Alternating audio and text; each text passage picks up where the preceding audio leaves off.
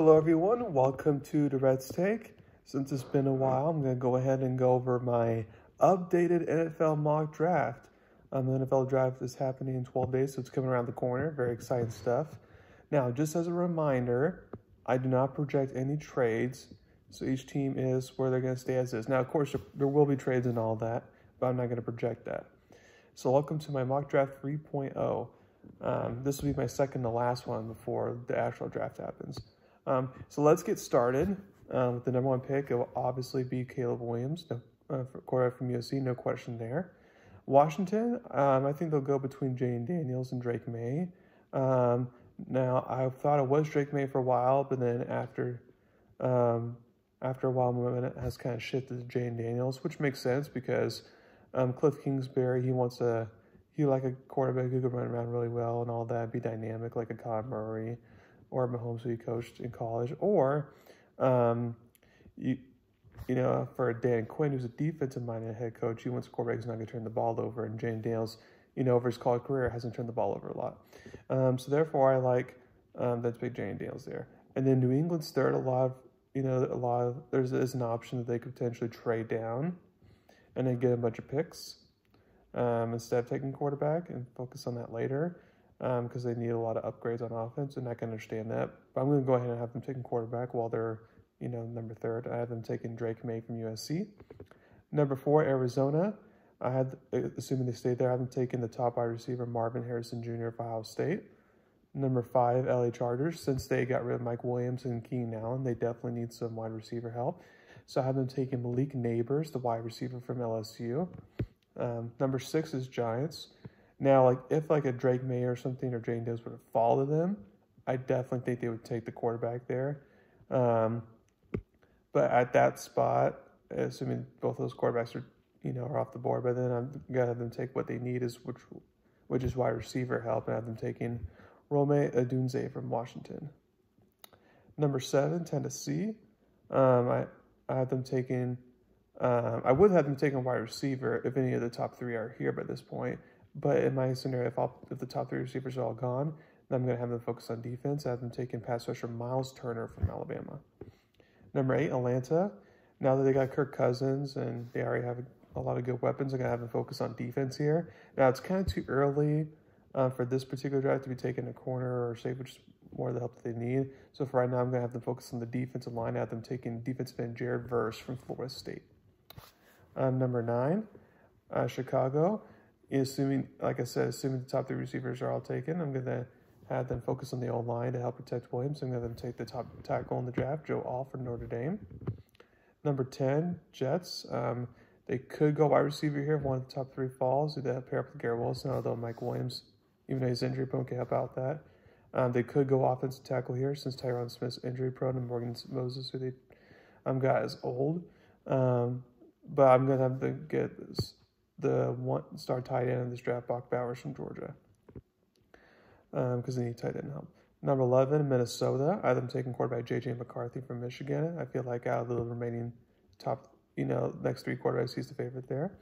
12, Denver. Now, for a while, I had this penciled in as, Bo Nix, because Bo Nix just fits perfectly with Sean Payton, in my opinion, or even a Michael Banks Jr., but the rumor that I hear is that Bo Nix and Michael Banks Jr., the rumor is they may kind of fall to the second round, and if that's the case, then I'm going to have them take an offensive tackle instead, because they can definitely beef up the O-line there. And if that's the case, then I'm going to have them take the offensive tackle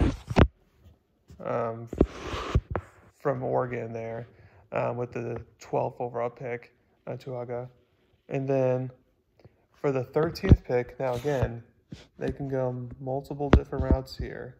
Because they can go quarterbacks well, but it sounds like the head coach would be fine with the Gardner Minshew, Aiden O'Connell quarterback battle, which is lame, but or it's not lame if you think about it long term, because then they can potentially stink and get one of the top quarterbacks for next year. But that's neither near there. But if that's the case, I'm going to have them draft offensive tackle as well, and have them draft Fashanu 14, New Orleans. I had them taking offensive tackle as well. They need offensive line help for Derek Carr. I had them taking J.C. Latham from Alabama. 15, Indianapolis. They can go multiple different positions here. But I'm going to have them take a wide receiver to pair up with Michael Pittman Jr. and Alex Pierce. And the receiver, I forget, they drafted last year to kind of make the receiving core a little better there. Give them some more help for Anthony Richardson there. And then taking wide receiver Brian Thompson Jr. from LSU. And then 16, Seattle. And then taking defense tackle Brian Murphy, the second from Texas, because they clearly need defense tackle help because they need to stop the run as a defense. And with the new defensive head coach hire, I know that's going to be his first priority there. 17, Jacksonville. I have them taking pass rusher Laiatu Latu from UCLA, which would be a great value at number 17 there, because I feel like Jacksonville could use more pass rushing help. 18, Cincinnati. They obviously need to still work on their offensive line, so I have them taking offensive tackle Marius Mims from Georgia. 19, Rams. Now they can either go defensive front here, or they can go offensive tackle here. For me, I have them going offensive tackle, because that's like the one thing to miss on the line there since they've been working on that for a while. So I'm going to have them take Tyler Guyton from Oklahoma. 20, Pittsburgh. They got multiple different options here, but I'm going to have them focus on the O-line there, continue to work on that. I have them taking interior offensive lineman Graham Barton from Duke. Number 21, you got Miami. Again, they can go O-line or D-line here, doesn't matter, either or. But I'm going to have them take offensive lineman here. I'm going to have them take offensive guard Troy Fautanu from Washington. Number 2, Philadelphia. They could use some secondary help, preferably specifically corner. So I'm going to take top corner Terrion Arnold from Alabama in the draft. 23, Minnesota. They can go multiple different directions here. But I'm going to have them take another wide receiver just in case Justin Jefferson and then don't get a long-term deal done. Or if not, then at least you get like another potential great number 3 to pair up with Jordan Addison and Jefferson. So I'm going to have them take Keon Coleman, the wide receiver from Florida State. 24, Dallas. I had them take an offensive tackle Jordan Morgan from Arizona, since that's the best tackle on the board at that point because they need offensive line help.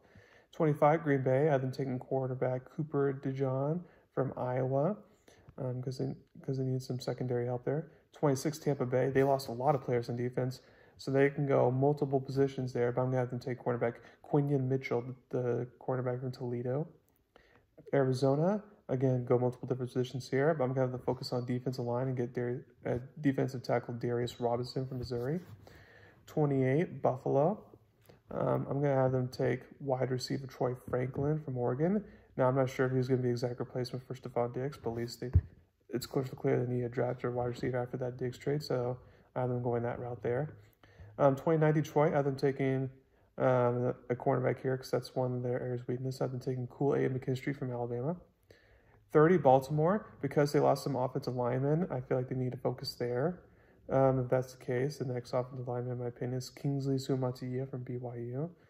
And then 31, San Francisco. Now, they could use offensive tackle if they're still going to this point, but I'm going to have them focus on another potential position, which is cornerback. So I'm going to have them take Nate Wiggins, the cornerback from Clemson. And then last but not least, Kansas City. Again, they can go offensive line, they can go wide receiver and all that. So I'm going to have them focus on wide receiver here, especially with the Rashee Rice situation. And I'm going to have them take Xavier Worthy from Texas, the fastest wide receiver out of the combine there. So again, thank you very much. This is my podcast today. Please subscribe to my channel to learn about me. I'll come out with my foul mock draft probably the day before the draft. And then also at some point this week, very soon, I'll come out with my NBA playoff predictions since the regular season's coming to a close now. So make sure to stay tuned for that. And also just as a reminder to stay tuned and watch the UFL as well. Week 3 is about to conclude, and it's been a good couple weeks so far, so continue to watch that as well. Thank you very much. You have a wonderful day.